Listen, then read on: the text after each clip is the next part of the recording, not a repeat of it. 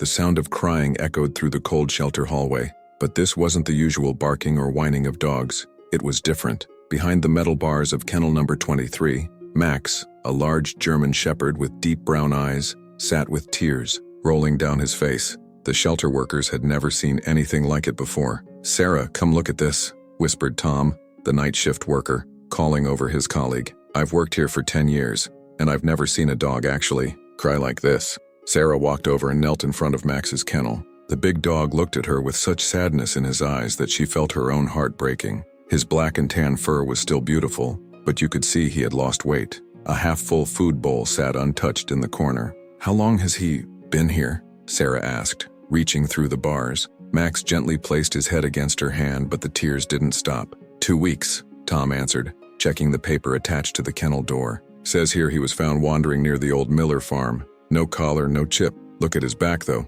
Those are police dog training marks." Sarah noticed the special harness marks on Max's fur.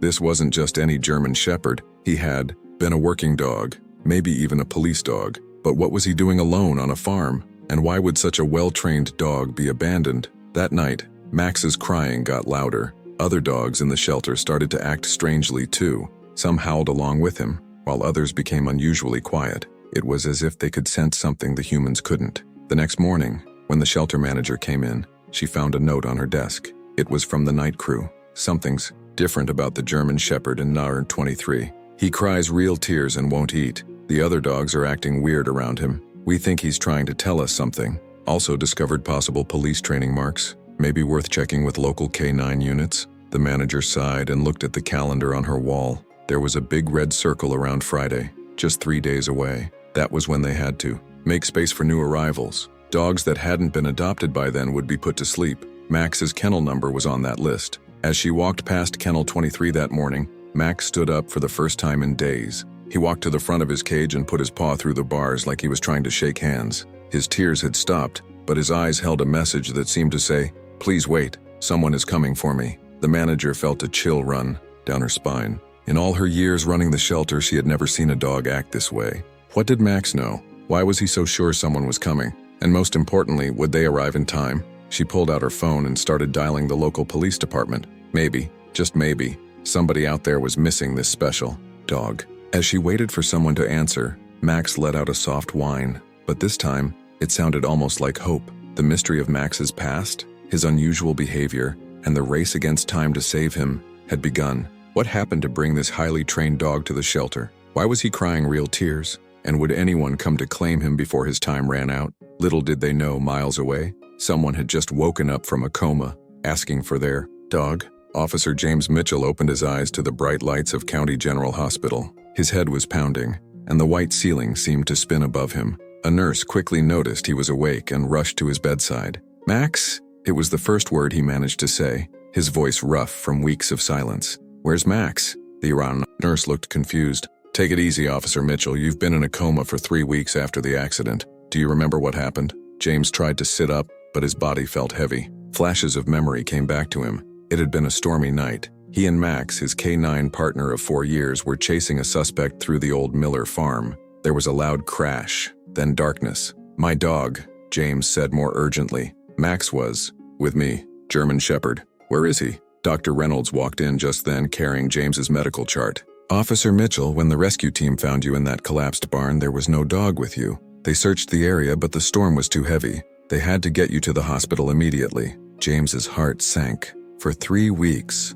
Max had been out there somewhere. His partner, his best friend, the dog who had saved his life more times than he could count. "I need to find him," James said, trying again to get up. This time, the nurse and doctor had to hold him down. "You're not going anywhere yet," Dr. Reynolds said firmly. "You had a serious head injury. You need at least another week of observation." But James couldn't wait. He knew Max was alive. Their bond was too strong to be broken. Every morning for 4 years they'd trained together. Every night Max slept at the foot of his bed. After James's wife Sarah died 2 years ago, Max had been the one who got him through the darkest days. While James argued with the doctor across town at the police station, Detective Lisa Rodriguez was looking at missing K9 reports. She had just received the call from the shelter about a German shepherd with police training marks. "Chief," she called out, "I think we found Officer Mitchell's dog." Police Chief Williams walked over to her desk. He had been worried about both James and Max since the accident. The whole department had searched for the dog, but the storm had washed away any traces.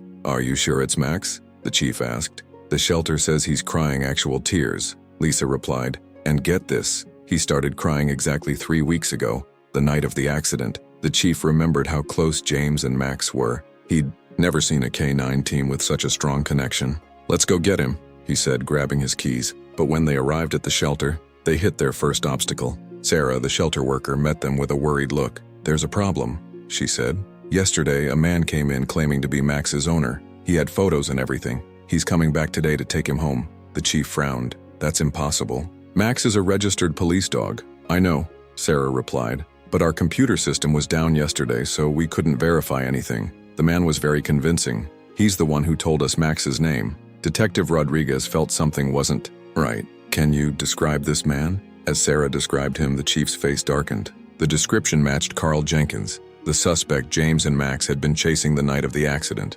Meanwhile, back at the hospital, James was making a difficult phone call to his sister Rachel. I need your help, he said. Max is alive, but I can't get to him. The doctors won't let me leave. Rachel had always supported her brother, especially after losing his wife. She knew what Max meant to him. Tell me what you need, she said without hesitation. What no one knew was that Carl Jenkins had been watching the shelter for days. He recognized Max as the dog that had almost caught him that stormy night. Now, with fake papers in hand, he planned to take Max, not to keep him, but to make sure. The dog could never identify him. In Kennel 23, Max had stopped crying. His police training had kicked in. He could smell Jenkins's scent getting closer. The same scent from the night his human got hurt. Max knew he had to stay alert. James had taught him that. The next few hours would test the bonds between human and dog, between partners and family. James was racing against time, trapped in a hospital bed. The police were rushing to uncover Jenkins's plan, and Max was facing his greatest challenge, staying alive long enough for his human to find him. As the sun began to set, Rachel pulled into the hospital parking lot ready to help her brother. She had no idea she was about to get involved in something much bigger than a simple dog rescue. And in Kennel 23, Max stood guard, waiting. He knew James was coming. He just had to hold on a little longer. The stage was set for a reunion, or a tragedy. Everything would depend on the unbreakable bond between a man and his dog, and the lengths they would go to find each other again. The morning sun had barely risen when Carl Jenkins walked into the shelter, carrying a folder of fake documents. His confidence wavered slightly when he saw 2 police officers talking to the shelter manager, but he forced himself to stay calm. He hadn't come this far to back down now. Meanwhile, at the hospital, James was putting on his clothes despite the doctor's protests. His sister Rachel stood guard at the door. Your head injury hasn't fully healed, Dr. Reynolds warned. You could have dizzy spells, blackouts. My dog needs me, James cut him off. I can rest after I find him. Back at the shelter, Max's behavior had changed dramatically. The once crying dog now stood alert, his ears forward, body tense. He could smell Jenkins getting closer, and every police instinct in his body was on high alert. Detective Rodriguez noticed the change in Max. Look at him, she whispered to Chief Williams. He's in full working mode. Something's wrong. Just then, Jenkins walked in. Max let out a low growl. Not the aggressive kind, but the special warning sound James had trained him to make when he identified a suspect. The shelter manager, Ms. Thompson, looked up from her desk. Ah, Mr. Smith, she said, using the fake name Jenkins had given. I'm afraid there's been a complication with the adoption. Jenkins's hand moved slightly toward his jacket pocket. Max saw it and barked sharply, the same bark he used when warning James of danger. Detective Rodriguez didn't miss this detail. 4 years on the K9 unit had taught her to read police dogs. She carefully moved her hand toward her weapon. Across town, Rachel's car sped toward the shelter, with James in the passenger seat fighting.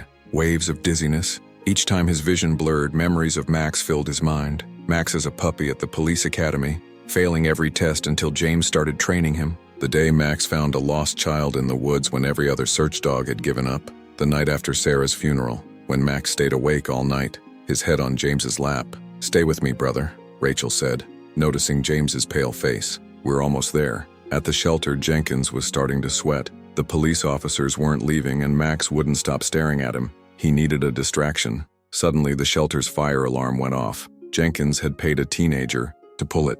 In the chaos that followed, with dogs barking and staff rushing to check the building, Jenkins made his move. He ran to Kennel 23, key in hand, stolen from a shelter worker's desk the day before. But as he reached for the lock, Max did something unexpected. Instead of backing away or barking, he sat calmly and tilted his head, just like he did during training sessions with James. This confused Jenkins long enough for Detective Rodriguez to spot him. "Police, step away from the kennel." Jenkins ran, pushing past shelter workers. Chief Williams joined the chase, but his knee, injured last year, slowed him down. Just then, Rachel's car pulled into the shelter parking lot. James stumbled out, his head spinning. The sound of running footsteps and shouts led him to the back of the building. Jenkins burst through the back door and froze. Through his double vision, James recognized him immediately. "You, Officer Mitchell?" Jenkins sneered. "Still alive?" His hand moved to his jacket. Inside, Max heard James's voice. The same voice that had trained him, praised him, loved him for 4 years. Despite the locked kennel door, despite everything James had taught him about staying until commanded, Max made a choice. With all his strength, he slammed against the kennel door. Years of wear and a loose hinge gave way. Max raced through the shelter, following his human scent, following his heart. Jenkins had just pulled out his gun when a tan and black blur knocked him down. Max stood over him, not biting but holding him down exactly as he'd been trained. Even after 3 weeks apart, even after everything, he remembered his training. He remembered his purpose. James stumbled forward, fighting unconsciousness. "Good boy, Max," he whispered. "Good boy." Then James's legs gave out. As he fell, he saw Max leave Jenkins to run to him. He felt the familiar warm fur against his face, heard the worried whine. His vision was going dark, but he managed to wrap his arms around his partner's neck. Detective Rodriguez handcuffed Jenkins while Max lay next to James, refusing to move even as paramedics arrived. Rachel watched with tears in her eyes as her brother held his dog, both of them finally where they belonged, together. But their reunion was far from the end of their story. James was still badly hurt. The shelter had paperwork to sort out, and Jenkins had one more secret that would change everything. The bond between James and Max had brought them back together, but now it would be tested in ways neither of them could imagine. James woke up back in the hospital, but this time was different. Max lay curled up next to his bed, a special exception the hospital made after Rachel explained everything. The German shepherd's eyes never left his human's face. Detective Rodriguez stood in the doorway. "Jenkins is talking," she said quietly. "You're not going to believe this." As she explained, James's hand tightened in Max's fur. The night of the accident wasn't just a random chase. Jenkins had been stealing police dogs across 3 states, selling them to fight rings. The collapsed barn wasn't an accident either. Jenkins had rigged it to fall. "He says he's been watching Max for months," Rodriguez continued. "Says he's never seen a dog with such perfect training. He could have made a fortune." Max's ears perked up at Jenkins's name. He remembered more than they knew about that night. The smell of danger as they chased Jenkins through the rain. The sound of wood creaking above them. James pushing him out of the way as the roof fell. Swimming through floodwaters. Searching for help. Finding none. Returning to guard. His human until the rescue teams came. Getting lost in the storm while following the ambulance. But there was more. Jenkins hadn't been working alone. His partner was still out there and they had other dogs. Max had heard them barking that night, scared and hungry, somewhere near the old farm. As if reading his dog's mind, James sat up straighter. "The other dogs," he said. "Max knows where they are." "James, you can barely stand," Rachel protested. "Max can lead us," James insisted. "But we have to go now, before they move them." Chief Williams arrived just then, having heard Jenkins's confession. "Mitchell, you're in no condition." "Sir," James interrupted. "Every minute we wait is another minute those dogs suffer. Max can find them. I know he can." The chief looked at Max, who had stood up, alert and ready despite his own ordeal. Finally, he nodded. "Rodriguez, take point. Mitchell, you'll coordinate from a mobile command center, no arguments. We'll need Max's training, but we need you alive too." Within an hour, a van was parked near the old Miller farm. James sat inside with monitoring equipment, his sister keeping him steady. Max stood outside with Detective Rodriguez wearing his old police vest that Rachel had brought from home. "Find them, boy," James said through the radio. "Find them like you found that lost child." Max understood. This was what James had trained him for. This was why they were partners. He put his nose to the ground and began tracking, following traces of the scent he remembered from that rainy night. The police team followed Max through overgrown fields, past the collapsed barn, toward an old silo. Suddenly he stopped. His body language changed, the same alert stance he had shown at the shelter when sensing danger. Rodriguez signaled the team to take cover just as a shot rang out. Jenkins's partner had been waiting. "Max, come back," James called through the radio, his heart pounding. But Max didn't retreat. Instead, he did something that made James's breath catch. Just like he had done countless times in training, Max circled around through the tall grass using the shooting sound to pinpoint the gunman's location. Inside the van, James watched through Max's vest camera, his hands shaking. "He's flanking the shooter," he told Rodriguez. 3 o'clock behind the tractor. The team moved in, but the gunman saw them coming. He turned his gun toward the officers, and that's when Max made his move. Racing from the grass, he caught the gunman's arm in his teeth, not biting, down but holding just as he was trained. The gun fell, the team moved in, and then they heard it barking from inside the silo.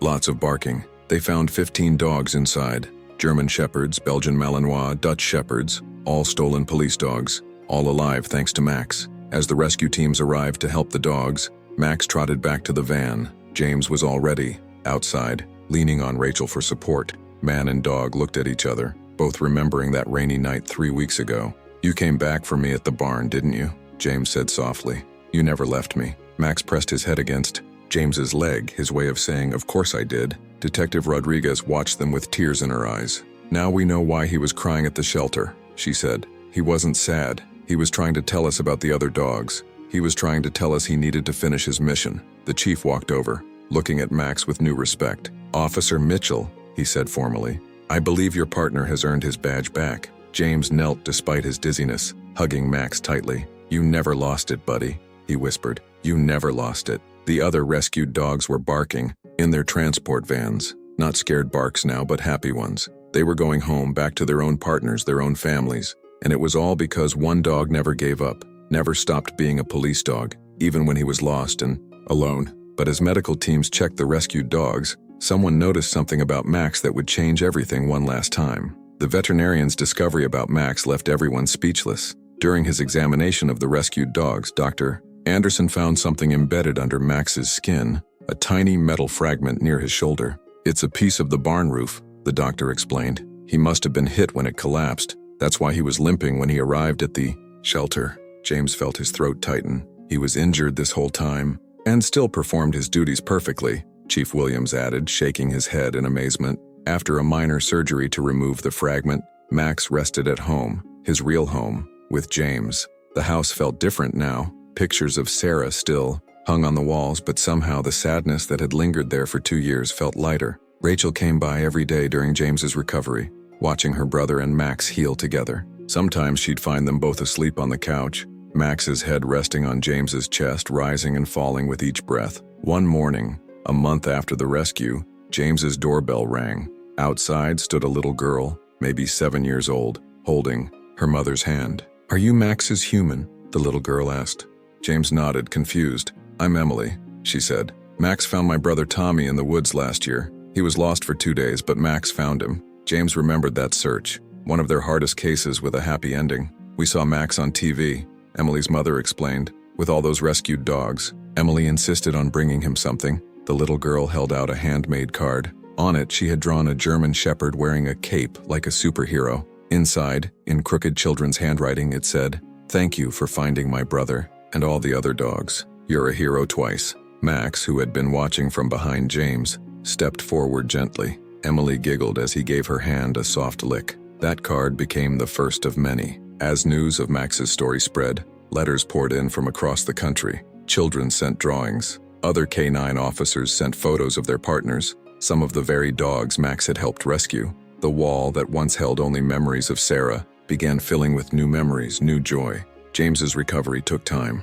Some days were harder than others, but Max seemed to know exactly what his human needed, when to encourage him to walk a little further in physical therapy, when to just lie quietly beside him on bad days. 6 months after the rescue, James and Max returned to full duty. Their first day back, Chief Williams called them into his office. "There's something you should see," he said, pointing to his computer screen. It was security camera footage from the night of the accident. Through the rain and darkness, they could just make out a shape swimming through the floodwater. Max, fighting against the current, trying to follow the ambulance carrying James. "He never gave up," Rodriguez said from the doorway. "Not on you, not on those other dogs, not on himself." James looked down at his partner. Max looked back with those same deep brown eyes that had once cried real tears in a shelter kennel. But now they shone with something else: contentment, purpose, love. That evening, James took Max to Sarah's grave for the first time since the accident. As they sat together in the quiet cemetery, a gentle breeze rustled the flowers they'd brought.